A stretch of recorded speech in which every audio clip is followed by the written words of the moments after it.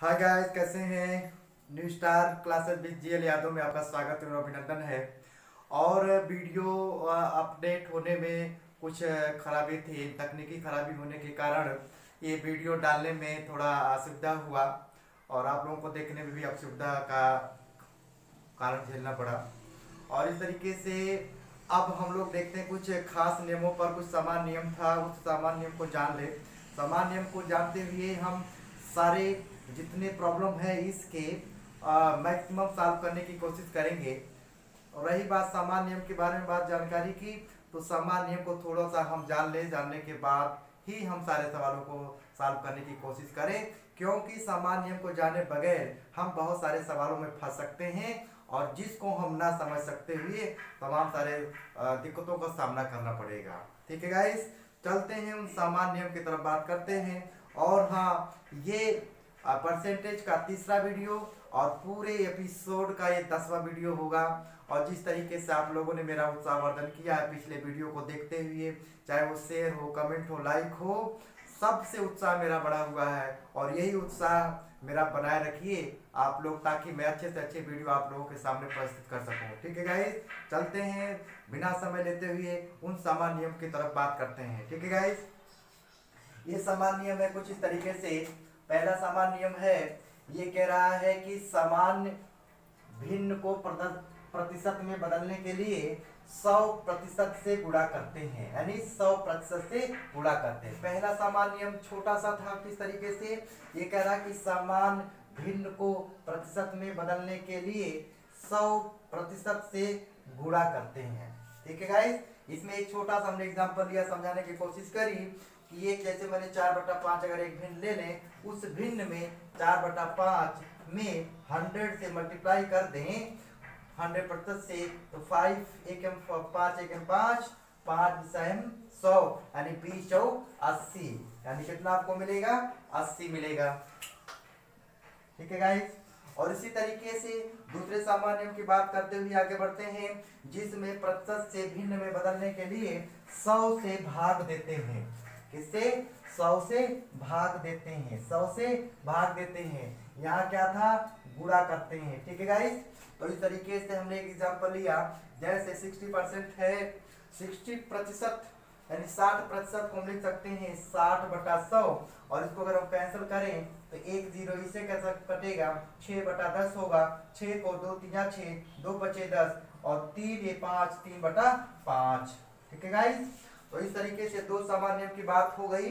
अब तीसरे सामान्य नियम की बात है, जो वेरी वेरी वेरी इंपॉर्टेंट है, इसको आप विशेष रूप से देखते रहिए और ये आने वाले सवालों में जबरदस्त यूज होगा इसका। ठीक है गाइस, चलते हैं। और तीसरा नियम ये कह रहा है सामान्य नियम, जो पूछा जाए उसे ऊपर, जो पूछा जाए उसे ऊपर और तुलना वाली राशि हमेशा नीचे रखते हैं। क्या रखते हैं? नीचे रखते हैं, नीचे लिखा जाता है। ठीक है गाइस, इस चीज को समझाने का मैंने एक क्वेश्चन लिया, एक एग्जांपल लिया। जैसे सपोज करिए 3 लोग हैं, PQR जिनके वेतन की बात हो रही है। कोई वेतन है 30% किसी का और 50%, ये 40%। तो इसमें ये रिलेशन निकालने की कोशिश ये हो रही है, प्रश्न ये बनने का सवाल पैदा ये हो रहा है कि अगर वो ये पूछ ले, वो पूछ ले कि RQ का कितना है, ये RQ का कितना है, मतलब ये इसका कितना प्रतिशत है।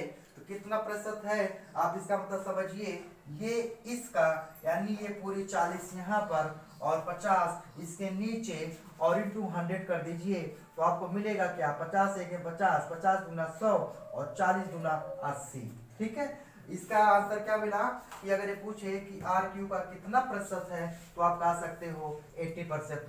दूसरा बात, अगर ये कह दे कि RQ से कितना प्रतिशत कम है, RQ से कितना प्रतिशत कम है, तो हम देखते हैं ये 50 है, ये 40 है, इसमें से अगर हम 10 देखते हैं, 10 का अंतर है, तो 10 बटा किस से, तो ये पूछ रहा है Q से, तो Q को नीचे लिखा, 100 किया, 50 से 50, 50 गुना 100 और ये 10 गुना 20। ठीक है गाइस, इस तरीके से इसका भी सवाल हमने सॉल्व किया कि अगर ये पूछ ले कि आर क्यू से कितना प्रतिशत कम है तो उस हिसाब से हमने उसको सॉल्व किया।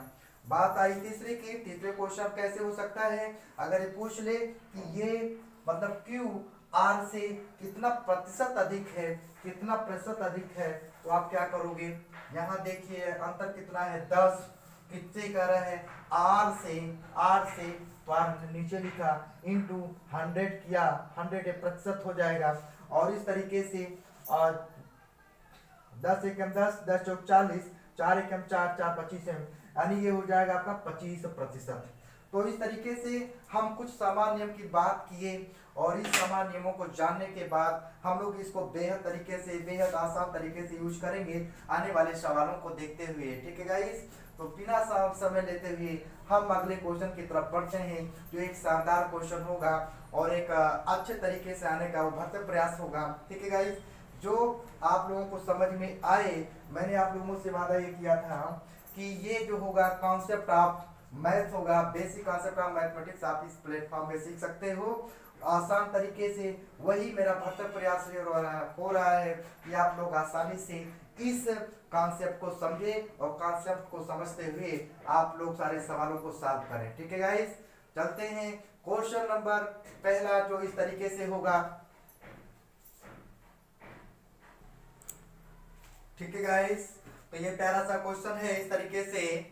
ये कह रहा है यदि ए की आय बी की आय से 25% अधिक हो तो बी की आय ए की आय से कितना प्रतिशत कम होगा। बी की आय ए की आय से कितना प्रतिशत कम होगा।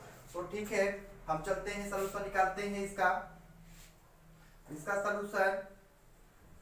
और सलूशन निकालने के पहले एक छोटी सी चीज मैं यहाँ बता दूं, इसका यूज होगा और क्यों ना इसको इसी तरीके से हम यहाँ निकाल लें। ठीक है गाइस, ये कह रहा है आपका 25% अधिक है। ठीक है, तो इसी वक्त मैं इसको भी बता दूं, आने वाले सवालों में यूज होता रहेगा।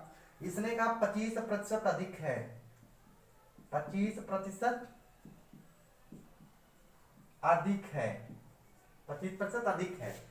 अब इसको मैं सॉल्व कर सकता हूं कि 25/100, दूसरी बातों में कह सकते हैं कि 25/100 अधिक है। और इसी को अगर कैंसिल करें तो 25 बन जाएगा, हो जाएगा 4, यानी 1/4 क्या है, अधिक है। यानी यूं कहें कि अगर प्रतिशत के रूप में देखा जाए तो ये है 25% अधिक होगा, और भाग्य के रूप में देखा जाए तो 1/4 अधिक है। इसको फिर सिंप्लीफाई कर सकते हैं, सरलीकरण जिसको बोलते हैं। अब अगर अधिक की बात करें, जब भी आपके अधिक की बात करें, इसका मतलब क्या करिए, ये 4 और 1 5, यानी 1 जोड़ दीजिए, यानी कितना हो जाएगा 5/4 और है। ठीक है, तो इन सारी चीजों का यूज हम करेंगे और देखेंगे कैसे। ठीक, अब इसको हम लगाए एक लाइन में, आप देखते रहेंगे यहाँ पर ए की आय कह रहा 25% अधिक है। ए की आय बी की आय से 25% अधिक है, इसी का यूज करते हुए आगे बढ़ेंगे। तो चूंकि ए की आय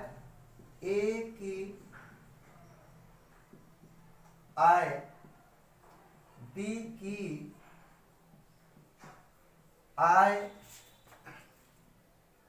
आय से 25% अधिक है, इसने कहा ही है। और बाकी चीजें मैं यहाँ ज्यादा ना समझ लेते हुए मैं इस चीज का यूज कर लूँ यहाँ पर, और आते आते यहाँ तक पहुंचूं। तो इस तरीके से हमने देखा क्या कि भाग के रूप में देखेंगे तो इसको लिख सकते हैं कैसे, ए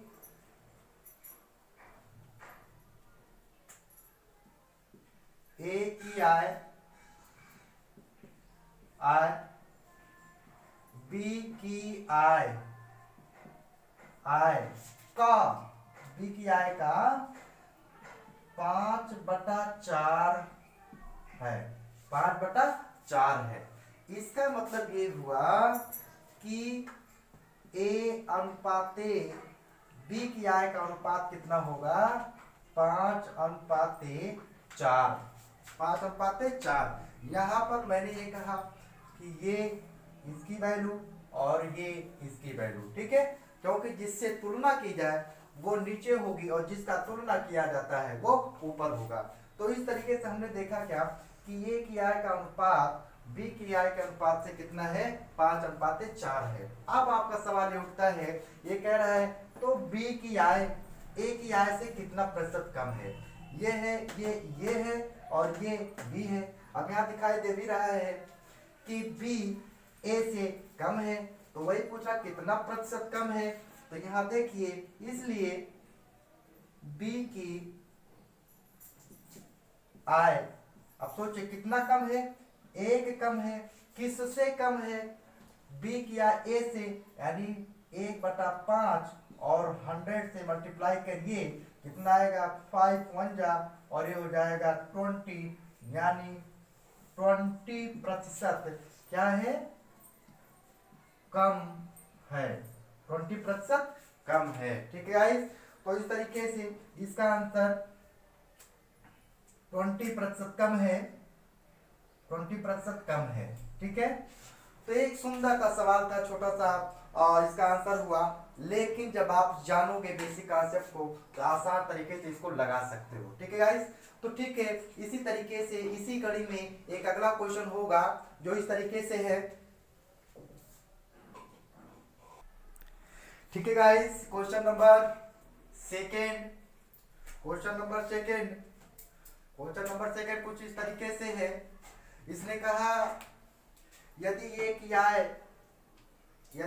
आय बी की आय से 20% कम हो तो बी की आय ए की आय से कितना प्रतिशत अधिक होगा। उस क्वेश्चन में हमने देखा था कि यहाँ पर कह रहा था अधिक की बात थी तो हमको कम निकालना था। अब अगर ये कह रहा है कि अगर ये 20% कम है तो कह रहा बी की आय ए की आय से कितना प्रतिशत अधिक है। कुछ भी नहीं करना है, ठीक उसी रास्ते का यूज करते हुए हम चलेंगे। यहाँ पर जो कहे उसको पहले हम सॉल्व कर लें। बगल में ये कह रहा है कि 20% कम है, इंप्लाइज दैट क्या होगा, 20/100 कम है। ठीक है, 20 एकम 20 25 100, यानी कितना हो जाएगा 1/5 क्या है, कम है। ठीक है, और 1/5 कम है। इस तरीके से इसका हम होल वैल्यू ले लें, होल वैल्यू, तो ये हो जाएगा आपका 5 1 कम है, 5 में से 1 निकाल दीजिए, यह क्या होगा 4/5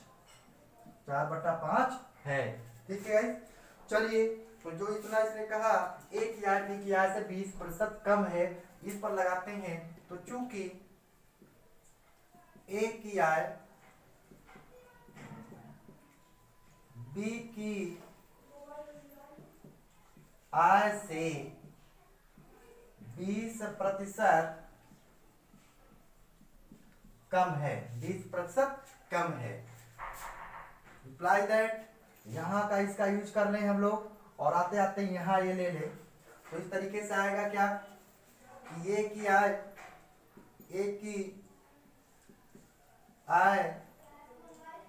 बी की आय का 4/5 है, 4/5 है। ठीक है, इस तरीके से दोनों का अनुपात हम ले लेंगे तो ए की आय का अनुपात और बी की आय का अनुपात कितना होगा, 4:5 होगा। ठीक है गाइस, और इस तरीके से ये कह रहा है कि बी की आय ए की आय से कितना प्रतिशत अधिक है, कितना प्रतिशत अधिक है। तो ये देखिए बी वैसे ही 5 है और ये 4 है तो अधिक है, ये कितना अधिक है, तो बी की आय कितना प्रतिशत अधिक है, यानी 1 ज्यादा है किससे, ए से, इंटू 100 से, तो 1, ये हो जाएगा आपका 25, तो कितना आएगा 25% क्या है, अधिक है, क्या है, अधिक है। ठीक है गाइस, अधिक है। तो इस तरीके से हमने देखा क्या कि कितने आसान तरीके से ये सारे सवाल को हम लगाए जाते हैं, लगाते हुए आगे बढ़ेंगे। ठीक है गाइस, चलते हैं इसी कड़ी में हम तीसरे क्वेश्चन की बात करते हैं जो इस तरीके से होगा।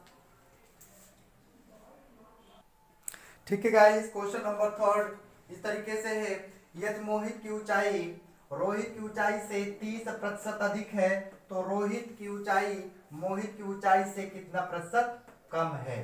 ठीक है गाइस, बिल्कुल उसी तरीके से उसी का यूज करते हुए हम आगे बढ़ेंगे।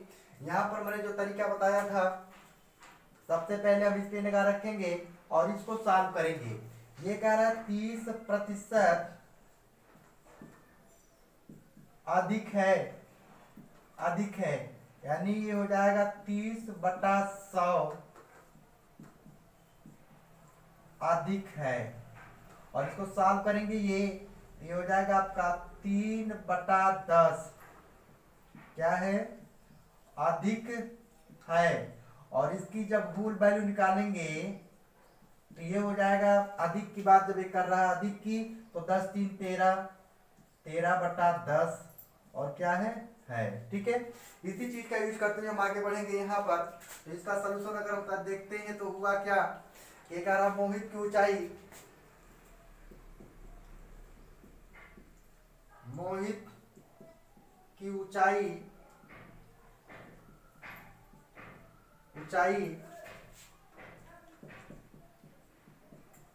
रोहित की ऊंचाई से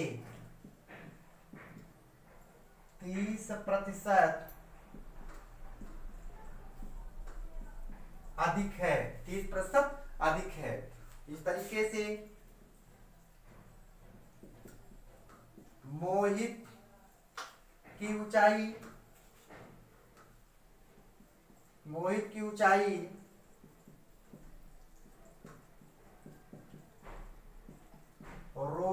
की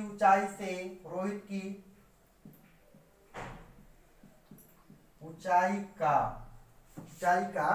ये वैल्यू ले लें। ये वैल्यू कितना है, 13/10 है। ठीक, अब दोनों की ऊंचाई का अनुपात निकालें तो ये हो जाएगा मोहित की ऊंचाई और रोहित के ऊंचाई का जो अनुपात है वो कितना हो जाएगा, 13/10। ठीक है, अब ये कह रहा है कि मोहित की ऊंचाई से कितना प्रतिशत कम है, यानी इसको थोड़ा यहां सेट करें, ये इसकी वैल्यू और ये इसकी वैल्यू। ठीक है, अब पूछ रहा मोहित की ऊंचाई का अनुपात ले लो, और मोहित की ऊंचाई का अनुपात और रोहित की ऊंचाई का अनुपात कुछ इस तरीके से 13/10 हुआ। अब ये पूछ रहा रोहित की ऊंचाई मोहित की ऊंचाई से कितना प्रतिशत कम है, तो रोहित की ऊंचाई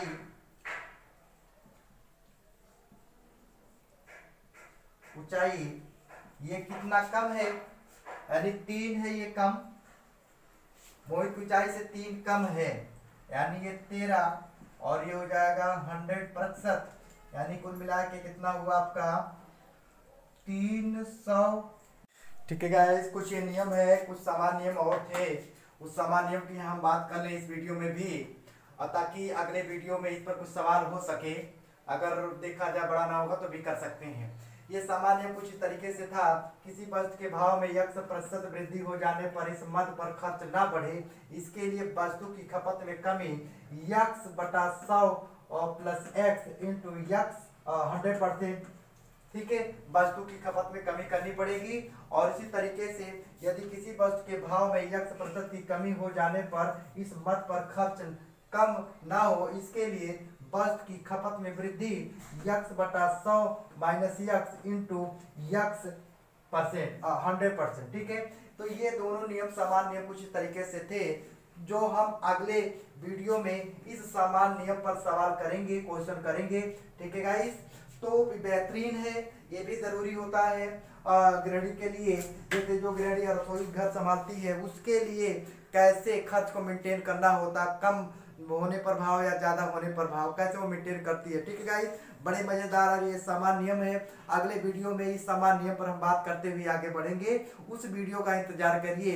और आप लोगों से पुनः निवेदन है कि जिस तरीके से पहले वीडियो को लाइक शेयर कमेंट किया करते थे, उसी तरीके से इस वीडियो को लाइक शेयर और कमेंट और सब्सक्राइब ज़्यादा से ज़्यादा कराएं। ठीक है गाइस, मिलते हैं एक शानदार वीडियो अगले वीडियो में। तब तक के लिए आप लोग खुश रहिए, मस्त रहिए। Bye bye.